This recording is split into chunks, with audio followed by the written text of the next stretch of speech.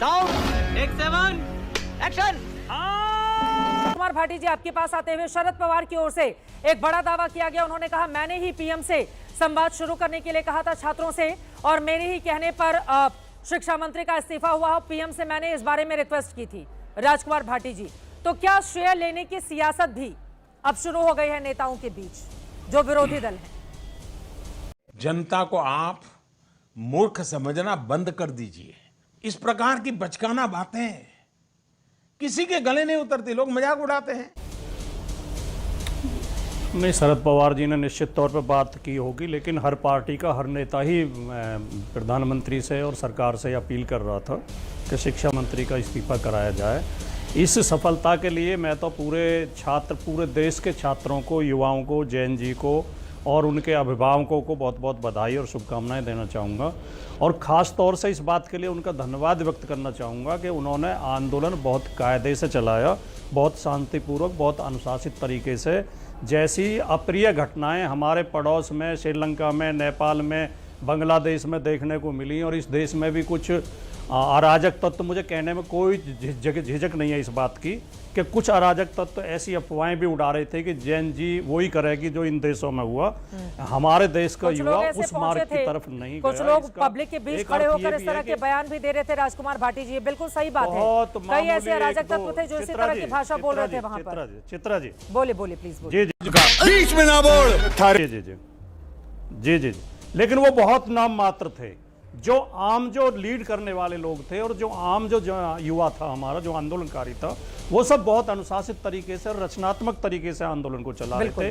Police ने लाठी चलाई तो खड़े होकर जनमन गण अधिनायक जय हे गाने लगे।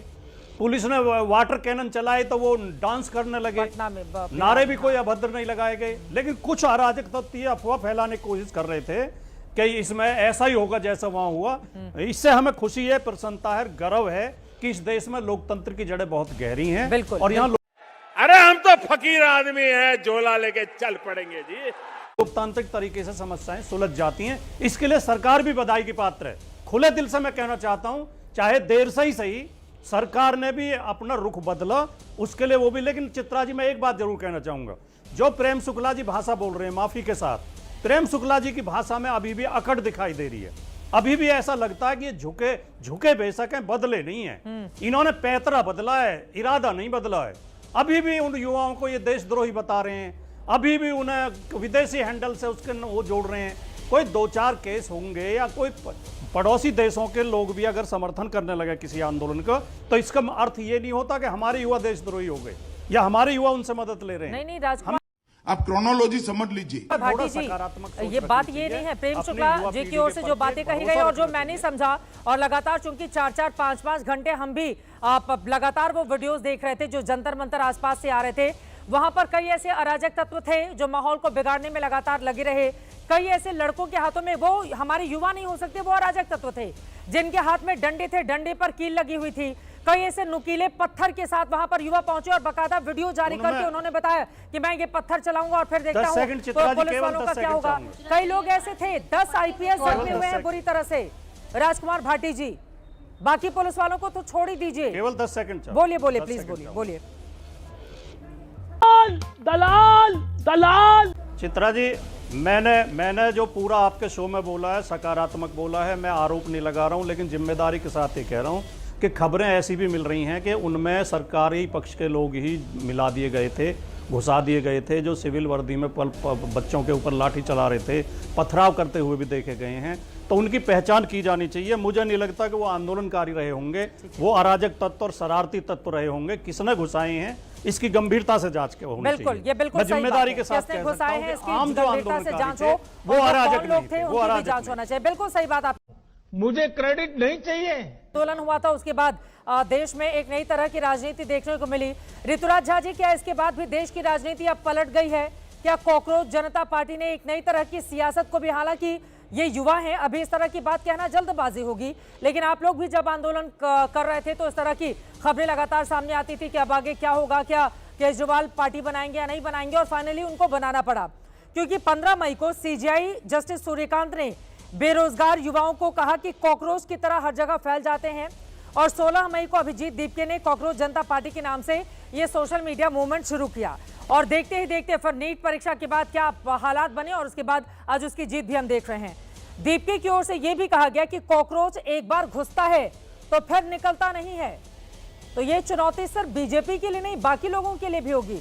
या आप खुश हैं कि एक नई तरह की राजनीति इस देश में कॉकरोचों ने अब शुरू कर दी है? चित्रा जी, आप कहाँ थे ज्ञानी बाबा? बिल्कुल आपने ठीक कहा। हम लोग खुद भी अन्ना आंदोलन के प्रोडक्ट रहे हैं और इस आंदोलन की सबसे बड़ी सफलता, देखिए, देश के युवा खड़े हुए और देश के युवाओं की जीत हुई है और उन्होंने डट के लड़ाई लड़ी, वो डरे नहीं। जिस तरीके से सरकार ने पिछले 36 दिनों में सारे हथकंडे अपनाए, उन्होंने इस आंदोलन को बदनाम करने की कोशिश करी, कुचलने की कोशिश करी, षड्यंत्र किया किसी भी तरीके से, लेकिन सारे देश के युवा एकजुट होकर के, एक मत होकर के इकट्ठे हुए और देश के युवाओं की जीत हुई है, लोकतंत्र की जीत हुई है। लेकिन सबसे अच्छी बात यह हुई है कि शिक्षा, जो हमेशा से राजनीति के केंद्र में होना चाहिए था, उसको लाने का काम इस आंदोलन ने किया है और मुझे लगता है इस आंदोलन को सुनहरे अक्षरों से इतिहास में लिखा जाएगा कि युवा खड़े होकर के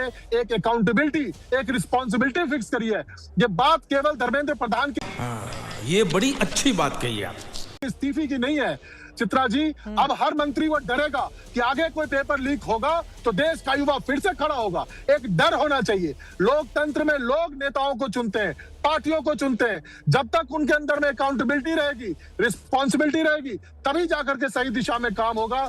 ये सबसे बड़ी जीत देश के युवाओं की है। पंजाब के आम आदमी पार्टी के भी शिक्षा मंत्री देंगे क्या इस्तीफा, ऋतुराज झा जी? अब जब शुरुआत हुई है तो जहां जहां पेपर लीक है हर जगह हो जाना चाहिए, क्योंकि पंजाब फार्मेसी ऑफिसर भर्ती परीक्षा लीक मामले में 3.5 लाख से लेकर 13 लाख रुपए तक उम्मीदवारों को वायरलेस डिवाइस से रियल टाइम जवाब दिए गए थे। 35 लोगों की गिरफ्तारी हुई, तो इसमें भी अब हो ही जाना चाहिए। जब आप कुछ भी बोलो, ये नहीं सुनने वाला। का घटनाक्रम देखकर मेरा मन दुखी है। ये मेरे लिए व्यक्तिगत प्रतिष्ठा का विषय नहीं है। भारत की युवा शक्ति ही इस देश की असली ताकत है। देश की युवा शक्ति को भ्रम के कुचक्र में फंसने नहीं देंगे, यही मेरा संकल्प है।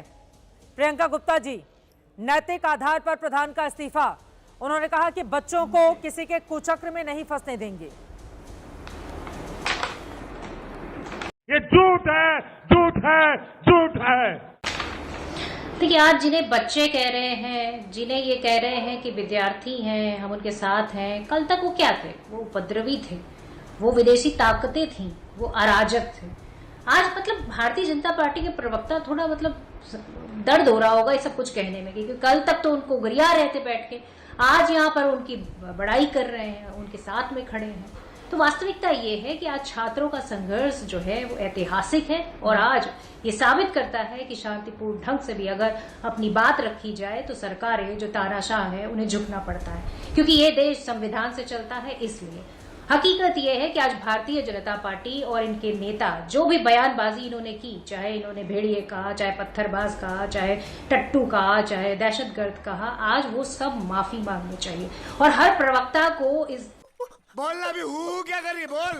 टीवी चैनल की डिबेट में जा जाकर उन बच्चों से माफी मांगनी चाहिए जिन पे पैलेट गन डाली है। और आप बताइए कि उस बच्चे की आंख की रोशनी 1% चांस बचा हुआ है उस बच्चे की आंख की रोशनी वापस आने में, उससे भी माफी मांगनी चाहिए। उन हजारों बच्चों से माफी मांगनी चाहिए जिनके ऊपर लाठी, डंडे, पत्थर और बांस, कांटे लगे, कील लगे, बांसों से उनकी पिटाई की गई है, आंसू गैस के गोले छोड़े गए हैं, पत्थर फेंके गए हैं। उन सब से माफी मांगे। सबसे पहले तो ये प्रवक्ताओं को जो है पूरी ट्रेनिंग देके भेजना चाहिए भारतीय जनता पार्टी को कि कम से कम यहां जाकर वो माफी मांगे ताकि बात आगे बताई जा सके। हकीकत ये है कि शिक्षा व्यवस्था लगातार लचर हो रही है और उसको लेकर आज ये युवा एक दिन में आंदोलित नहीं हो गए।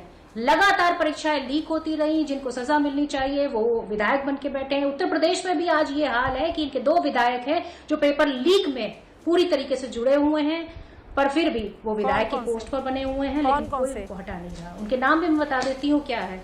एक बेदीराम है जो इनके गठबंधन के हैं, सुभासपा के।